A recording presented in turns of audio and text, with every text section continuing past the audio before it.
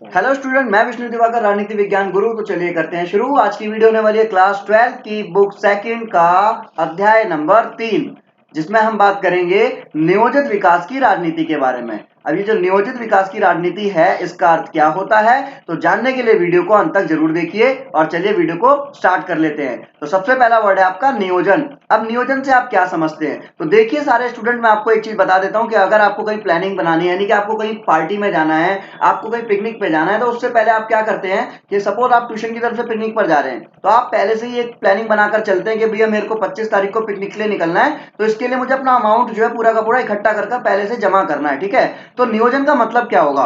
नियोजन का आशय है कि उपलब्ध संसाधनों के श्रेष्ठतम प्रयोग के लिए भविष्य की योजना बनाना, कि जो भी चीज आपके पास है आज, उसको आप आने वाले समय के लिए, आने वाले भविष्य के लिए योजना बनाएंगे। ठीक है, तो वो नियोजन कहलाता है। जैसे आपके पास में 50 रुपया 150 रुपए पड़े हुए हैं, आपको पता है कि 25 तारीख को आपको 300 रुपए चाहिए, तो आप क्या करेंगे, इन 150 रुपए को खर्च ना करते हुए आप इनको सेव करेंगे भविष्य के लिए। तो आपने वो योजना बनाई कि भाई मैं 150 रुपए रख लेता हूं, बाकी के और पैसे मेरे से इकट्ठे हो जाएंगे और फाइनली उस तारीख तक मैं 300 रुपए इकट्ठे कर लूंगा। तो नियोजन के माध्यम से क्या होता है, उत्पादन में वृद्धि, रोजगार के अवसर में वृद्धि और आर्थिक स्थिरता आदि लक्ष्यों को प्राप्त किया जा सकता है। अब यहां पर नियोजन किस लिए बोला गया है, क्योंकि यहां पर बड़े लेवल पे नियोजन की बात की गई है कि अगर सरकार नियोजन के अकॉर्डिंग काम करती है, तो इसके माध्यम से क्या होगा कि उत्पादन में वृद्धि होगी, रोजगार के अवसर बढ़ेंगे और आर्थिक स्थिरता जो है उसके लक्ष्यों को भी पहुंचा जा सकता है। तो आई होप आपको नियोजन अच्छी तरीके से समझ में आ गया होगा। इसको हम इंग्लिश में बोलते हैं प्लान। ठीक है, किसी भी चीज की प्लानिंग करना, इसको हम नियोजन कहते हैं। अब हम बात करते हैं क्या कि भारत के विकास का अर्थ क्या है। भारत के विकास का अर्थ क्या है, तो देखते हैं जरा। यहां पर सबसे पहला पॉइंट है, आजादी के बाद लगभग सभी इस बात पर सहमत थे कि भारत के विकास का अर्थ आर्थिक समृद्धि और आर्थिक सामाजिक न्याय दोनों ही है।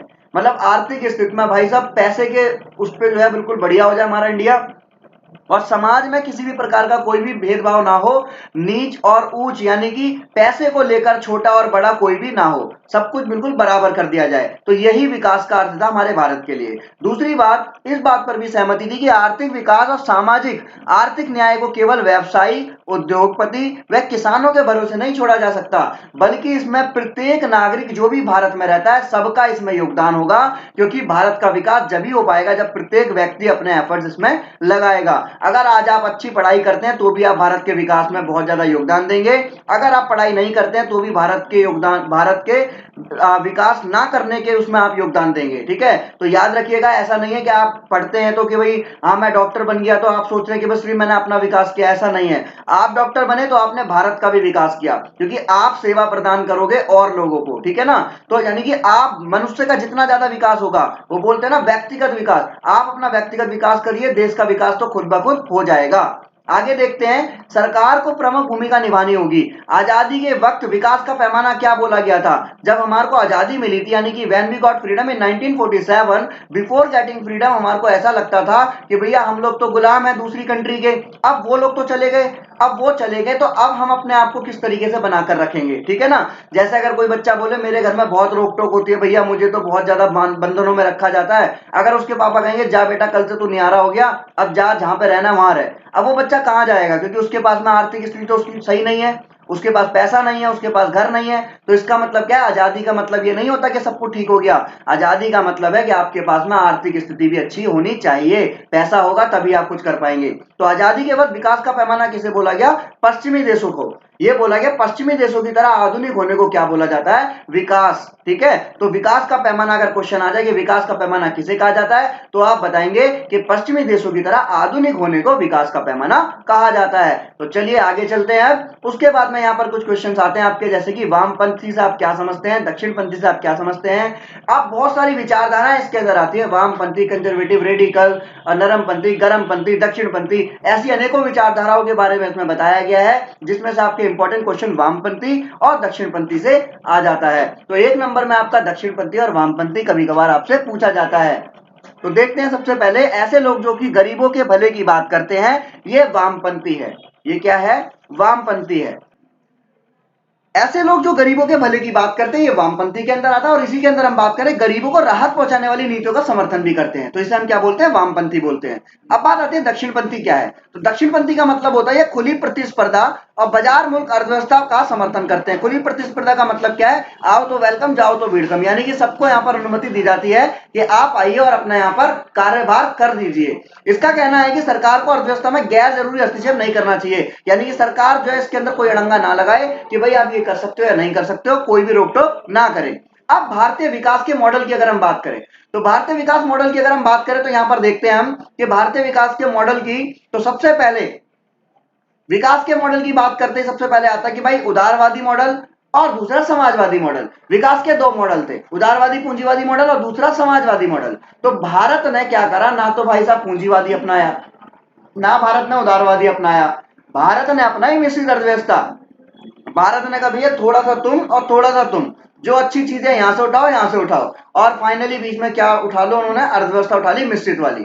तो जिसमें सार्वजनिक निजी दल और निजी क्षेत्र दोनों के गुणों का समावेश था और इसको अपनाया। तो क्वेश्चन अगर आ जाए कि भारत ने कौन सा मॉडल अपनाया था, तो आप बताएंगे भारत ने अपनाई थी मिश्रित अर्थव्यवस्था, यानी कि मिश्रित अर्थव्यवस्था का मॉडल भारत ने अपनाया था। आगे अगर हम बात करें कि भाई ये मॉडल थे क्या, तो देखिए उदारवादी मॉडल क्या है। ये मॉडल यूरोप के अधिकतर देशों और अमेरिका में ये मॉडल अपनाया गया था। इस व्यवस्था के अंतर्गत सभी वस्तुओं का उत्पादन निजी क्षेत्र द्वारा किया जाता है और सरकार का हस्तक्षेप ना के बराबर है। इसमें क्या होता है कि भाई निजी क्षेत्र यानी कि प्राइवेटाइजेशन जिसकी हम बात करते हैं, निजी क्षेत्र के द्वारा काम किया जाएगा, सरकार इसमें कोई भी हस्तक्षेप नहीं करेगी, मतलब ना के बराबर होगा। दूसरा आपका इसमें समाजवादी मॉडल। समाजवादी मॉडल का मतलब क्या होता है, ये मॉडल सोवियत रूस में अपनाया गया था और इसके अंदर सभी चीजों का उत्पादन सरकार द्वारा किया जाता है, देश में निजी क्षेत्र नहीं होता और सभी कंपनियां सरकार के अधीन काम करती है। तो ये हमारा क्या कहलाएगा, ये हमारा कहलाएगा समाजवादी मॉडल। उसके बाद अगर हम बात करें इसके अंदर, तो नोट, अब हम इसके अंदर बात करेंगे किसकी, कि यहां पर देखते हैं भाई दोनों वर्गों की बात मानते हुए भारत ने क्या करा कि भारत ने जो है दोनों वर्गों की बात को माना। उन्होंने पूंजीवादी को भी और समाजवाद को भी, और दोनों का समावेश लेकर, दोनों के अच्छे अच्छे गुणों को लेकर भारत ने अपना मिश्रित अर्थव्यवस्था, कौन सी, मिश्रित अर्थव्यवस्था वाला मॉडल भारत ने अपनाया। अब स्वतंत्रता के बाद में भारत के आर्थिक विकास के मॉडल की अगर हम बात करें, तो यहाँ पर कौन कौन सी चीजें थी, तो देखते हैं यहाँ पर। सबसे पहला सहमति के क्षेत्र कौन से, भारत के विकास का अर्थ आर्थिक वृद्धि और सामाजिक न्याय होना चाहिए। ये सबकी सहमति थी कि आर्थिक विकास और सामाजिक न्याय जो है होना चाहिए भारत के विकास के लिए। दूसरा पॉइंट अगर हम देखें कि भारत के मुद्दे को केवल व्यापारी, उद्योगपति और किसानों पर नहीं छोड़ा जा सकता, अपितु सरकार को एक प्रमुख भूमिका निभानी चाहिए और गरीबी को खत्म करने के लिए और सामाजिक आर्थिक वितरण के लिए काम को सरकार की प्राथमिकता जिम्मेदारी माना गया है। यानी कि सरकार करेगी ये सारे काम, यानी कि इसमें बोला गया है कि सिर्फ किसानों का या उद्योगपतियों का या और किसी का काम नहीं होगा, बल्कि इसमें जो है सभी काम करेंगे, सबको मिलजुल कर काम करना पड़ेगा। आगे हम बात करते हैं असहमति के क्षेत्र कौन कौन से हैं। असहमति के क्षेत्र की बात करें तो सरकार द्वारा निभाई जाने वाली भूमिका पर असहमति, कि सरकार के द्वारा निभाई जाने वाली जो भूमिका होगी ये असहमति, यानी कि सरकार जो है इसमें कोई भूमिका ना निभाए। और दूसरी बात ये थी, यदि आर्थिक वृद्धि से असमानता हो तो न्याय की जरूरत से जुड़े महत्व पर असहमति होगी। यदि आर्थिक वृद्धि से असमानता, या आर्थिक वृद्धि हो रही है और उससे असमानता होती है, तो न्याय की जरूरत से जुड़े महत्व पर असहमति होगी कि भाई ये तो फिर न्याय नहीं होगा ना, क्योंकि अगर कोई अमीर अमीर हो गया और गरीब गरीब हो गया तो ये क्या होगा, यहाँ पर असमानता हो जाएगी। ठीक है। उसके बाद है उद्योग बनाम कृषि, निजी बनाम सार्वजनिक क्षेत्र के जुड़े मुद्दे पर असहमति। उद्योग और बनाम कृषि, कि भाई इन पर भी असहमति थी कि भाई उद्योग अलग और कृषि अलग, ऐसा कुछ नहीं है। ठीक है। तो ये दोनों के ऊपर भी क्या थी, असहमति जाहिर की गई थी। अब बात करते हैं मिश्रित अर्थव्यवस्था क्या है। मिश्रित अर्थव्यवस्था की अगर हम बात करें तो देखो, मिश्रित अर्थव्यवस्था में समाजवाद तथा पूंजीवाद दोनों की विशेषताओं को शामिल किया गया है, कि इसमें कुछ समाजवाद की चीजें जोड़ी जाएंगी, कुछ जो है इसके अंदर पूंजीवाद की चीजें जोड़ी जाएगी। और देश में छोटे उद्योगों का विकास निजी क्षेत्र में किया गया तथा बड़े उद्योगों के विकास की जिम्मेदारी सरकार ने अपने कंधे पे ली। सरकार ने क्या बोला कि जो बड़े बड़े उद्योग होंगे उसकी जिम्मेदारी सरकार की होगी और छोटे छोटे उद्योगों का विकास निजी क्षेत्रों में किया गया है। ठीक है। अब बात आती है इस वाले चैप्टर में से क्वेश्चन आता है आपका, बहुत ही फैंटास्टिक क्वेश्चन है, यानी कि बहुत बढ़िया है, आपका बहुत बार पूछा भी गया है, 2 नंबर और 1 नंबर में क्वेश्चन आ जाता है कि भैया बॉम्बे प्लान क्या है। अब बॉम्बे प्लान क्या है, तो 1944 में उद्योगपतियों का एक पूरा का पूरा समूह इकट्ठा हुआ, जिन्होंने क्या करा, देश में नियोजित अर्थव्यवस्था चलाने का एक प्रस्ताव तैयार किया। उन्होंने एक पूरा का पूरा एक मसौदा तैयार किया और उस मसौदे को तैयार करते हुए उन्हें इसे क्या बोला गया, बॉम्बे प्लान कहा गया है ना, इसे क्या बोला गया, बॉम्बे प्लान। बॉम्बे प्लान का उद्देश्य क्या था? अब जो बॉम्बे प्लान अपनाया गया था भाई साहब, ये जो बॉम्बे प्लान है, मतलब कोई भी अगर प्लान अपनाया जाएगा तो उसका कोई ना कोई तो उद्देश्य होगा, कोई ना कोई तो उसका मेन रीजन होगा। तो बॉम्बे प्लान की जो मंशा थी, यानी कि जो उनकी पूरी की पूरी इच्छा थी, वो क्या थी कि सरकार औद्योगिक और अन्य आर्थिक निवेश के क्षेत्र में बड़े कदम उठाए। कि सरकार क्या करे कि भाई औद्योगिक मामले के अंतर्गत और आर्थिक निवेश के अंतर्गत बड़े बड़े कदम को उठाए। अब बात आती है भाई साहब, योजना आयोग क्या है? योजना आयोग की बात सुनते ही मैं आपको बता देता हूं कि भारत के आजाद होते ही योजना आयोग अस्तित्व में आया। यानी कि when we got freedom in 1947, तो 1947 में हमारे को आजादी मिली और उसके बाद योजना आयोग की स्थापना मार्च 1950 में हो गई। यानी कि जब 26 जनवरी 1950 में हमारा संविधान लागू किया गया, तो उसके कुछ टाइम बाद ही मार्च 1950 में योजना आयोग की स्थापना कर दी गई। 1950 के अंदर जब मार्च में योजना आयोग आया, तो भारत सरकार के एक प्रस्ताव द्वारा यहाँ पर जो है इसकी स्थापना की गई और प्रधानमंत्री के अध्यक्ष बने। भारत अपने विकास के लिए कौन सा रास्ता और रणनीति अपनाएगा, यह फैसला करने में इस संस्थान ने केंद्रीय और सबसे प्रभावशाली भूमिका निभाई थी। अब योजना आयोग की जो कार्य अवधि है, योजना आयोग के बारे में अगर हम बात करें तो देखते हैं कि सोवियत संघ की तरह भारत के योजना आयोग ने भी पंचवर्षीय योजनाओं का विकल्प चुना। पंचवर्षीय योजनाओं का विकल्प का मतलब क्या है? सरकार आने वाले 5 वर्ष के लिए, आगामी 5 वर्ष के लिए सारी योजना बनाती है कि क्या खर्च करना है, क्या व्यय करना है। ठीक है, भारत सरकार अपनी तरफ से एक दस्तावेज तैयार करेगी जिसमें अगले 5 सालों के लिए उसकी आमदनी और खर्चे की योजना तैयार की जाएगी, जिसे पंचवर्षीय योजना कहा गया। इस योजना के अनुसार केंद्र सरकार और सभी राज्य सरकारों के बजट को 2 हिस्सों में बांटा गया। अब इसके बाद बोला गया कि भैया एक हिस्सा तो जो होगा वो कौन सा होगा? गैर योजना व्यय का होगा, जिसकी कोई प्लानिंग नहीं होगी। इसके अंतर्गत सालाना आधार पर दैनिक मदों पर खर्च करना था। दूसरा हिस्सा योजना व्यय का होगा, यानी कि जिसमें कोई एक प्लान बनाकर काम करना होगा। ठीक है, उसके बाद अगर हम बात करेंगे इसके मुख्य कार्य क्या थे, तो इसके मुख्य कार्य देश के संसाधनों और पूंजी का अनुमान लगाना, विकास की योजना बनाना, विकास की प्राथमिकता निश्चित करना कि विकास के लिए योजना बनानी है और विकास की प्राथमिकता क्या है, यानी कि विकास के लिए सबसे पहली जरूरत अभी कौन सी है, उस चीज पर ध्यान देना। विकास योजना के बाधक कारकों का पता लगाना कि विकास योजना के अंदर कौन कौन से ऐसे कारक हैं जो कि क्या कर रहे हैं, जो बाधा डालते हैं, यानी कि वो उसके अंदर हर्डल आ रहे हैं, यानी कि उसके अंदर प्रॉब्लम क्रिएट कर रहे हैं। ठीक है, उसके अंदर प्रगति की योजना का मूल्यांकन, यानी कि उसको एनालाइज करना, उसको इवेल्युएट करना, मूल्यांकन करना कि इसकी प्रगति की योजना कैसे कैसे काम करेगी, कैसे कैसे विकास हो सकता है। नीति आयोग की अगर हम बात करें तो मैं आपको बता दूं कि जो योजना आयोग था, इसी का नाम बदलकर जो है नीति आयोग रख दिया गया। तो 1 जनवरी 2015 के दिन योजना आयोग के स्थान पर नीति आयोग अस्तित्व में आया, जिसके अध्यक्ष प्रधानमंत्री नरेंद्र मोदी और वर्तमान उपाध्यक्ष राजीव कुमार हैं। नीति शब्द का विस्तृत रूप होता है national institute for transforming India. अब ये जो नीति आयोग था, अब इसको हमने नीति आयोग तो बना दिया योजना आयोग से। अब राष्ट्रीय विकास परिषद की बात करते हैं, तो राष्ट्रीय विकास परिषद जो है, इसकी स्थापना कब हुई थी? इसकी स्थापना हुई थी 6 अगस्त 1952 में। यानी कि 1952 में जब हमारे प्रथम आम चुनाव हुए थे, 1951 के दिसंबर से लेकर 1952 के फरवरी तक जो है चुनाव चले थे, जिनको अमूमन 1952 का प्रथम आम चुनाव कहा जाता है। उस समय राष्ट्रीय विकास परिषद की स्थापना की गई थी। योजना के निर्माण में राज्यों की भागीदारी होगी और इस उद्देश्य से राष्ट्रीय विकास परिषद बनाया गया था कि भाई जो भी प्लानिंग की जाएगी उससे क्या होगा कि जो भी राज्य हैं इनकी भागीदारी इसके अंदर होगी और इनका उद्देश्य होगा राष्ट्र का विकास करना, और राष्ट्रीय विकास परिषद इसी आधार पर बनाया गया था। अब देश की पंचवर्षीय योजना का अनुमोदन करती है देश की पंचवर्षीय योजना। पंचवर्षीय योजना मैंने आपको बता दिया कि सोवियत संघ से प्रेरित होकर भारत ने अपनाई थी। और पंचवर्षीय योजना का मतलब होता है कि आगामी 5 वर्षों तक सरकार जो है अपने खर्चे का पूरा ब्यौरा तैयार करती है कि उसको जो है गैर योजना कार्य और योजना कार्यों में कितना पैसा कब लगाना है। इसके अध्यक्ष देश के प्रधानमंत्री होते हैं और भारत के सभी राज्यों के मुख्यमंत्री एवं योजना आयोग के सदस्य भी इसके सदस्य होते हैं। अब बात करेंगे किसकी?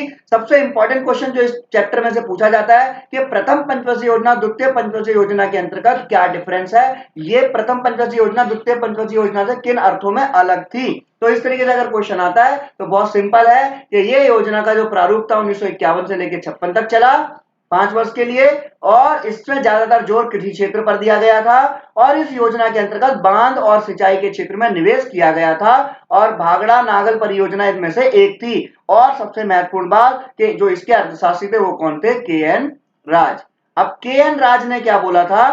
के एन राज ने कहा था कि सरकार को आगामी कुछ दशक तक अपनी स्थिति जो है वो धीमी रखनी पड़ेगी, धीमा विकास करना पड़ेगा, वरना अर्थव्यवस्था बहुत ज्यादा बेकार हो जाएगी। वहीं अपोजिट अगर हम बात करें इसकी, तो द्वितीय पंच योजना का जो खाका था वो किसने तैयार किया, वो पीसी महालनोबिस ने तैयार किया था। अब योजना आयोग 1955 से लेकर 1961 तक चली, दूसरी यानी कि जो दूसरी पंचवर्षीय योजना थी 1956 से 61 तक चली। इस योजना में उद्योगों के विकास पर जोर दिया गया था और सरकार ने देसी उद्योगों को संरक्षण देने के लिए आयात पर भारी शुल्क लगाया, यानी कि जो भी इंपोर्ट और एक्सपोर्ट जो चीजें होती है उस पर जो उन्होंने हैवी टैक्स लगाया, ठीक है ना। अब बात करें आगे, तो इस योजना के जो योजनाकार थे वो कौन थे, वो पीसी महालनोबिस थे। अब पीसी महालनोबिस, अब एक और बात करते हैं कि पीसी महालनोबिस ने एक और बुक लिखी थी जिसका नाम क्या था, जिसका नाम था इकोनॉमिक्स ऑफ परफॉर्मेंस, जिसके राइटर थे पीसी महालनोबिस। स्टूडेंट माफ करना जरा, पीसी महालनोबिस जो है वो इकोनॉमिक्स और परफॉर्मेंस के लेखक नहीं है, बल्कि जेसी कुमारप्पा ने जो इकोनॉमिक्स और परफॉर्मेंस बुक लिखी है। वो थोड़ा सा मेरे माइंड से स्किप हो गया था। तो जो पीसी महालनोबिस है ये आपके द्वितीय पंचवर्षीय योजना के वो थे, मतलब योजनाकार थे जिन्होंने इस योजना को बनाया था। और इनका काम, इन्होंने बोला कि इस योजना के अंतर्गत उद्योगों पे विकास पर जोर देना है और सरकारी देसी उद्योगों को संरक्षण देने के लिए आयात पर भारी शुल्क लगाया गया और तेज गति से विकास की इन्होंने बात बोली थी, क्योंकि के एन राज ने क्या बोला, धीमी गति से, और इन्होंने बोला तेज गति से। आगे हम बात करते हैं विकास का केरल मॉडल क्या था। तो देखो विकास का केरल मॉडल तो आपको वर्ड से ही समझ में आ रहा है, यानी कि जो केरल के अंदर विकास के लिए मॉडल अपनाया गया होगा वो विकास का केरल मॉडल है। तो केरल में विकास नियोजन के अपनाए गए इस मॉडल में शिक्षा को लेकर स्वास्थ्य, भूमि और सुधार, कारगर खाद्य और वितरण और गरीबी उन्मूलन पर जोर दिया जा रहा था और इसी को विकास का मॉडल कहा जाता है, केरल का विकास मॉडल कहा जाता है। जेसी कुमारप्पा जैसे गांधीवादी ने क्या बोला कि विकास की वैकल्पिक योजना प्रस्तुत की गई थी जिसमें ग्रामीण औद्योगिकरण पर ज्यादा जोर दिया गया था। चौधरी चरण सिंह ने भारतीय अर्थव्यवस्था के नियोजन में कृषि को केंद्र में रखने की बात बोली। उन्होंने बोला कि कृषि को आप मेन टारगेट बनाइए, इसके विकास पर ज्यादा ध्यान दीजिए और भूमि सुधार के अंतर्गत जमींदारी प्रथा की समाप्ति और जमीन के छोटे छोटे टुकड़ों को एक जगह पर इकट्ठा करना यानी कि चकबंदी, और काश्तकार यानी कि किसान किसी दूसरी की जमीन पर बटाई और जो बोल रहे थे उन्हें कानूनी सुरक्षा प्रदान करने और भूमि स्वामित्व सीमा कानून का निर्माण जैसे कदम उठाए गए थे। अब उसके बाद हम बात करें 1950 के दशक में सूखा व अकाल पड़ गया था, तो कृषि की दशा बद से बदतर हो गई और खाद्य संकट के कारण गेहूं का आयात करना पड़ा अमेरिका से। और उस समय क्या हुआ था, अमेरिका ने भी जो है बिल्कुल भारत का सपोर्ट करने से मना कर दिया था। तो उस समय क्या हुआ, हमारे देश के प्रधानमंत्री थे लाल बहादुर शास्त्री। अब लाल बहादुर शास्त्री ने उस समय 1966 के अंदर एक नारा दिया था, जय जवान जय किसान, जय जवान और जय किसान। अब उसके बाद में अगर हम बात करें यहाँ पर, तो हरित क्रांति यहाँ पर जन्मी ली थी। हरित क्रांति का जन्म हुआ। हरित क्रांति का मतलब क्या होता है, हरित क्रांति का मतलब है कि सरकार ने खाद्य सुरक्षा को सुनिश्चित करने के लिए एक नई रणनीति अपनाई जो कि हरित क्रांति के नाम से जानी जाती है, क्योंकि 60 का दशक बहुत खतरनाक दशक था। तो भाई यहाँ पर क्या हुआ, उन इलाकों पर ज्यादा संसाधन लगाने का निर्णय लिया गया जहां सिंचाई सुविधा मौजूद हो तथा किसान समृद्ध हो। पहले तो सोचा गया कि भाई उन पर ज्यादा ध्यान दो जो गरीब है, पर बाद में पता चला कि अगर गरीब पर ज्यादा ध्यान देंगे तो क्या होगा, वो और ज्यादा स्थिति बेकार हो जाएगी। तो इसलिए ये देखा गया कि जहां पर सिंचाई की सुविधा अच्छी है और जहां पर किसान समृद्ध है वहां पर पैसा लगाओ। तो सरकार ने क्या बोला कि उच्च गुणवत्ता के बीज, उर्वरक, कीटनाशक दवाइयां और बेहतर सिंचाई सुविधा जो है आपको मुहैया कराई जाएगी और उपज को भी एक बहुत निश्चित उस पर दाम पर खरीद लिया जाएगा। तो सरकार ने क्या बोला, इन संयुक्त प्रयासों को ही हरित क्रांति का नाम दिया। भारत में हरित क्रांति के जनक एम एस स्वामीनाथन को कहा जाता है। तो ये क्वेश्चन भी आता है कि जो हरित क्रांति के जनक है वो कौन है, तो एम एस स्वामीनाथन हरित क्रांति के जनक हैं। अब हरित क्रांति के सकारात्मक प्रभाव की बात करें तो सकारात्मक और नकारात्मक प्रभाव क्या हुए, तो हरित क्रांति के इसके कारण खेती की पैदावार में बढ़ोतरी हो गई, इसके कारण गेहूं चावल ऐसी इसके अंदर बढ़ोतरी हो गई। पंजाब हरियाणा पश्चिमी उत्तर प्रदेश जैसे इलाके समृद्ध हो गए और किसानों की स्थिति में सुधार हो गया। तो ये बहुत आसान से टॉपिक्स हैं, आपको याद हो जाएंगे। हरित क्रांति के सकारात्मक प्रभाव, और वहीं सकारात्मक है तो नकारात्मक भी होंगे। तो नकारात्मक प्रभाव क्या आते हैं वो भी देख लेते हैं। क्षेत्रीय व सामाजिक असमानता बढ़ी। हरित क्रांति के कारण गरीब किसान और बड़े भूस्वामियों के बीच में अंतर बढ़ा। वामपंथी संगठनों का उभार हुआ, मतलब गरीब किसान और बड़े जो भूस्वामी किसान थे इनके बीच में अंतर बढ़ा और मध्यम श्रेणी के भूस्वामित्व वाले किसानों का भी उभार हुआ। और पश्चिमी उत्तर प्रदेश, हरियाणा और पंजाब को छोड़कर बाकी सभी क्षेत्र जो है खेती के मामले में पिछड़ गए। अब बात आती है श्वेत क्रांति की। आखिरकार श्वेत क्रांति क्या थी, तो भैया आपने देखा होगा टेलीविजन पर बहुत बार एक ऐड आता है, अटरली बटरली डिलीशियस, यानी कि ये जो ऐड है आपका ये किसको रिप्रेजेंट करता है, गुजरात के अंतर्गत एक बहुत मशहूर व्यक्ति था जिसको मिल्कमैन ऑफ द इंडिया के नाम से जाना जाता है, जिसको हम वर्गीज कुरियन बोलते हैं। अब हुआ ये कि भाई यहां पर इसी ने ही जो शुरुआत की थी अमूल की, ठीक है, और गुजरात में 25 लाख से भी ज्यादा दूध उत्पादक इस मॉडल के विस्तृत को ही श्वेत क्रांति के नाम से जाना जाता है। और ये आपका चैप्टर आपका यहाँ पर खत्म हो जाता है। अब आपको क्या करना है, जैसे कि आपको पता होगा we don't have plenty of time for our upcoming board exam, तो आपको सिर्फ क्या करना है, वीडियो को आप अच्छी तरीके से समझिए और देखिए और अपने नोट्स तैयार कर लीजिए। और अगर आपको इनकी पीडीएफ चाहिए तो आप हमारे को जो है कमेंट बॉक्स के अंदर बताइए, हम आपको इसकी पीडीएफ भी प्रोवाइड करा देंगे, जिससे कि आपको और भी ज्यादा बेनिफिट हो जाए। पहले वीडियो को अच्छी तरीके से समझिए, देखिए और उसके बाद में पीडीएफ के लिए हमसे डिमांड कीजिए, हम आपको पीडीएफ प्रोवाइड कराएंगे, जिससे कि आप अपने एग्जाम में अच्छे नंबर लेकर आ सकते हैं। Thanks for watching.